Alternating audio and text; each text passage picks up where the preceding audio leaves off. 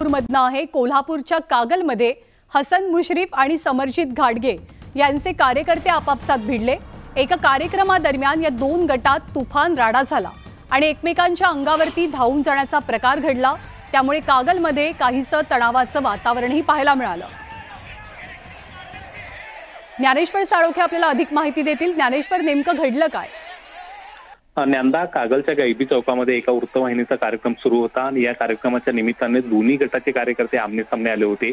यावेळी एकेरी शब्द उच्चारल्यावरून दोन गटांच्या मध्ये आहे तो वाद निर्माण झाला। दोन्ही गटाचे कार्यकर्ते आपापलं म्हणणं मांडत असताना हा वाद आणखीनच चिघळला गेला आणि त्यानंतर हे कार्यकर्ते एकमेकांच्या अंगावरती धावून गेले। अगदी हाणामारीपर्यंत हा सगळा प्रकार आहे तो गायबी चौकामध्ये पाहायला मिळाला। मोठा जमाव या ठिकाणी जमला होता आणि तो एकमेकांच्या अंगावर धावून गेल्यामुळे या ठिकाणी मोठा तणावाचं वातावरण आहे ते निर्माण झालं होतं। त्यामुळे अनेक वाहनं आजूबाजूला लावली होती, त्यांचं सुद्धा मोठ्या प्रमाणात नुकसान झाले। कागलमध्ये सध्या पाहायला गेलं तर निवडणुकीपूर्वीच आहे जे हे दोन गट आता आमने सामने आल्याचं पाहायला मिळते आणि मोठा राडा झाल्याचं पाहायला मिळते। त्यामुळे तणावाचं वातावरण सध्या आहे ते पाहायला मिळते। दोन्ही गटाच्या कार्यकर्त्यांना या ठिकाणी पांगवण्यामध्ये आता पोलिसांना यश आलेलं आहे। मात्र एकूणच पाहायला गेलं तर या दोन गटामध्ये आहे तो राडा झाल्यानंतर कागलमध्ये सध्या तणावपूर्ण शांतता आहे ती पाहायला मिळते। धन्यवाद ज्ञानेश्वर या माहितीबद्दल। आणि यानंतर पुन्हा एकदा निवडणुकी संदर्भातल्या बातम्यांचा आढावा। बातमी देवळीमधनं। देवळी विधानसभा मतदारसंघात भाजपचे उमेदवार राजेश बकाणे यांनी नामांकन अर्ज दाखल केला। अर्ज दाखल करताना देवळीमध्ये बैलगाडीवरनं रॅली काढत त्यांनी शक्ती प्रदर्शन केलं।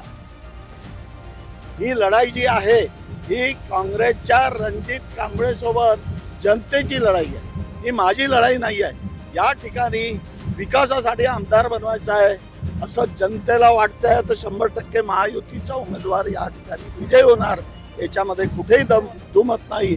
आणि जनशक्ती विरुद्ध धनशक्तीची लढाई आहे।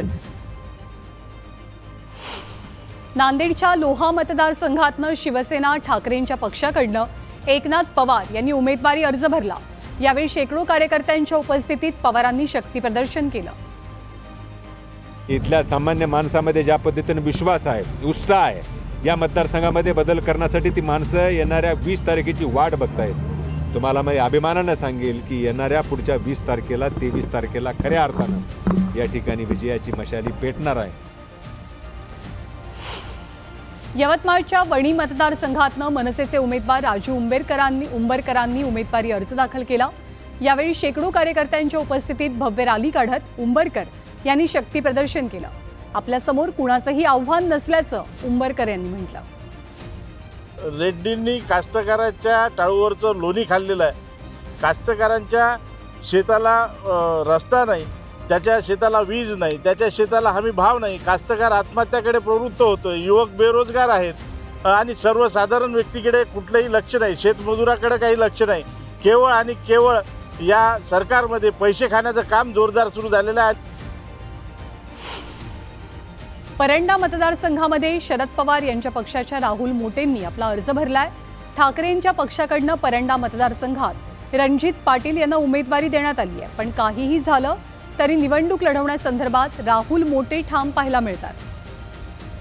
महाविकास आघाडीचे सर्व निर्णय बसून एकत्रितपणे एक संघ आमच्यामध्ये रणजित पाटील असेल, माझं सकाळी त्यांच्याशी बोलणं झालं, ह्याच्यामध्ये महाविकास आघाडीमध्ये कसलीही अडचण येणार नाही। जे निर्णय पक्ष घेईल महाविकास आघाडीचे नेते मंडळी त्या पद्धतीने आपण निर्णय घेऊया।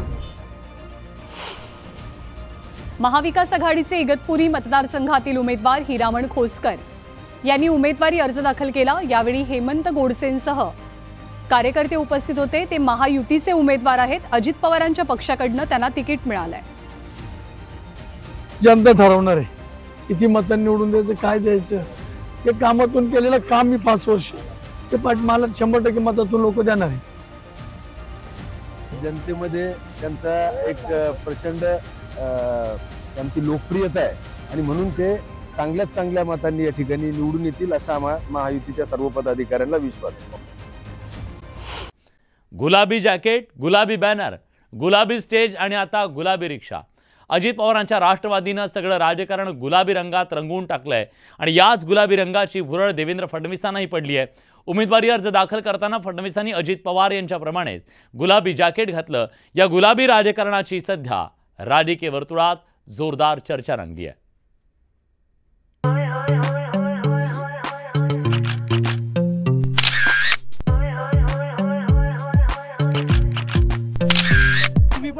तिकीट घातलेलं आहे, तर सिम्बॉल काय समजायचं? पहिल्यांदा घातलेलं नाही.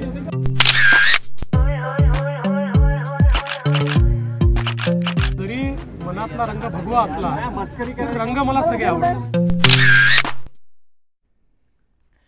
तिकडे मनोज जरांगे पाटील यांनी आपले पत्ते अजून उघडलेले नाही आहेत, पण जरांगे पाटील यांच्या अंतरवाली सराटीत इच्छुकांच्या भल्या मोठ्या रांगा लागल्या. गुरुवारी सलग 24 तास जरांगे पाटील यांनी इच्छुकांच्या मुलाखती घेतल्या. अंतरवाली सराटीतल्या 2 ते 3 एकरवर इच्छुकांच्या गाड्यांच्या भल्या मोठ्या रांगा लागल्या. राज्यातल्या कोणत्याही प्रस्थापित राजकीय पक्षांच्या कार्यालयाच्या बाहेर याच्या अर्ध्या सुद्धा गाड्या नाही आहेत आणि तितका ओघही नाही आहे.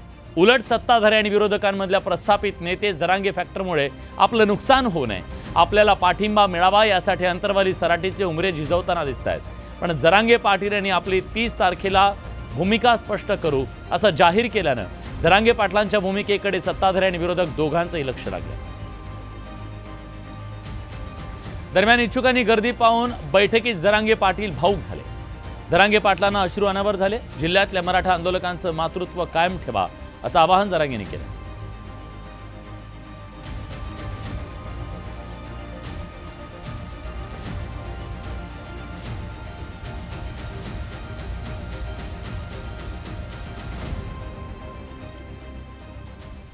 महाराष्ट्रात विधानसभा निवडणुकीची रणधुमाळी सुरू झाली आहे. निवडणुकीच्या पार्श्वभूमीवर राजकीय घडामोडींना वेग आलाय. एकीकडे उमेदवारीसाठी जोरदार रस्सीखेच सुरू आहे, तर दुसरीकडे आपल्या पक्षाकडून उमेदवारी न मिळाल्यानं अनेकांनी इतर पक्षांची वाट धरली. 2019 पूर्वी आणि नंतरच्या काळात बड्या नेत्यांनी भाजपमध्ये प्रवेश केला, पण यंदाच्या विधानसभा निवडणुकीत उमेदवारी न मिळाल्यानं अनेक नेत्यांनी भाजपला रामराम करत तुतारी हाती घेतली. तर दुसरीकडे राष्ट्रवादी काँग्रेस पक्ष फुटल्यानंतर अनेक शिलेदारांनी अजित पवारांसोबत जाणं पसंत केलं. त्यामुळे पक्षातल्या निष्ठावंत कार्यकर्ते आणि दुसऱ्या फळीतल्या नेत्यांच्या आशा पुन्हा पल्लवित झाल्या. पण भाजपमधून आलेल्या अनेकांना शरद पवारांच्या पक्षानं थेट उमेदवारी जाहीर केली. बेलापूर मतदारसंघात भाजपकडून मंदा म्हात्रेंना उमेदवारी देण्यात आली. त्यामुळे संदीप नाईक यांनी शरद पवारांच्या राष्ट्रवादीत प्रवेश करत तुतारी हाती घेतली. महायुतीच्या जागावाटपात इंदापूर मतदारसंघ राष्ट्रवादीला सुटला. त्यामुळे हर्षवर्धन पाटलांनी काही दिवसापूर्वीच पक्षप्रवेश केला. त्यांनाही उमेदवारी मिळाली. कागलची जागा महायुतीत राष्ट्रवादीला मिळाली. त्यामुळे समरजित घाटगेंनी हाती तुतारी घेत उमेदवारी मिळवली. त्याचसोबत अहमदपूरमधून विनायकराव पाटील, उदगीरमधून सुधाकर भालेराव, वडगाव शहरीतून बापू पठारे, तुमसरमधून चरण वाघमारे आणि जामनेरमधून दिलीप खोडपे यांनी राष्ट्रवादी काँग्रेसमध्ये प्रवेश करत तुतारी फुंकली. पक्षप्रवेश होताच या नेत्यांना उमेदवारी सुद्धा शरद पवारांनी बहाल केली.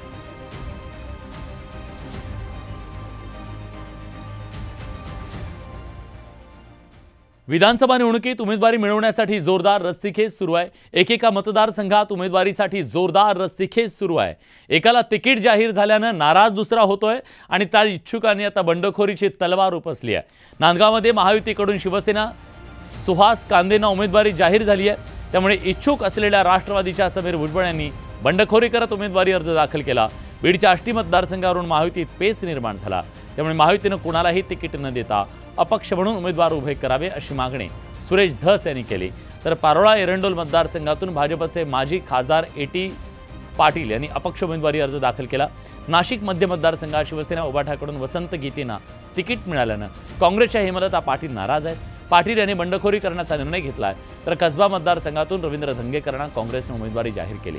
त्यामुळे इच्छुक असलेल्या माजी महापौर कमल व्यवहारेंनी राजीनामा देत बंडाचं हत्यार उपसलंय.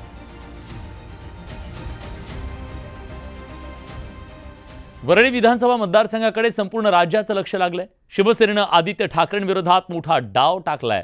वरळीतून शिवसेनेकडून मिलिंद देवरा या दिग्गज नेत्याला मैदानात उतरवण्यात आलंय. निवडणुकीच्या आखाड्यात आदित्य ठाकरेंविरोधात आता मिलिंद देवरा असतील. वरळी त्या निवडणुकीत तिरंगी लढत पाहायला मिळणार आहे. वरळी विधानसभेत विद्यमान आमदार आदित्य ठाकरे यांच्या विरोधात मिलिंद देवरा विरुद्ध मनसेचे संदीप देशपांडे अशी तिरंगी लढत होणार आहे. आदित्य ठाकरे यांच्या समोर मिलिंद देवरा किती मोठं आव्हान निर्माण करणार, वरळी मतदारसंघातून कोण बाजी मारणार असा सवाल उपस्थित होतो.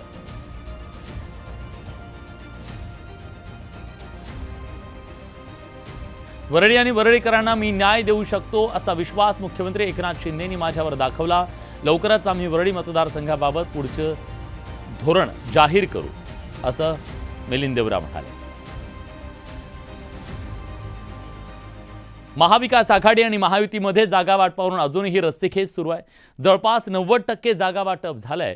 बऱ्याच जागांवर उमेदवार जाहीर झाले. आता राहिलेल्या जागांवरून दिल्लीत दोन्ही आघाडी युतीच्या बैठका सुरू आहेत.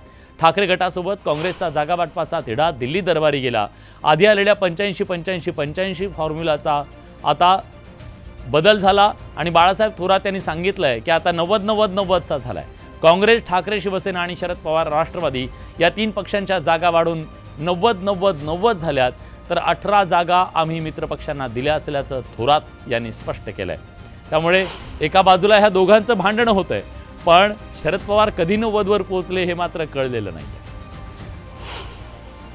आम्ही आता साधारण 18 जागा आम्ही मित्रपक्षांकरता ठेवलेल्या आहेत. 18 जागा ठेवलेल्या आहेत. आता त्यामधून किती मित्रपक्ष आता निर्णय पद्धतीने वाटप होतंय ते पाहतोय आम्ही. मला वाटतं सर्व मित्रपक्षाला सुद्धा चांगल्या अत्यंत समाधानी करण्याचा प्रयत्न आमचा आहे.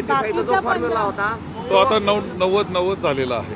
आता असं काही विषय असतील तर त्याची चर्चा आम्ही एकत्र करत असतो. महाविकास आघाडी म्हणून एकत्र बसतो. एवढं मोठी निवडणूक आहे, संपूर्ण राज्याची निवडणूक आहे, 288 जागांची निवडणूक आहे. काही ना काही प्रश्न येत असतात, आम्ही ते सोडवत असतो आणि ते सोडवले जातील.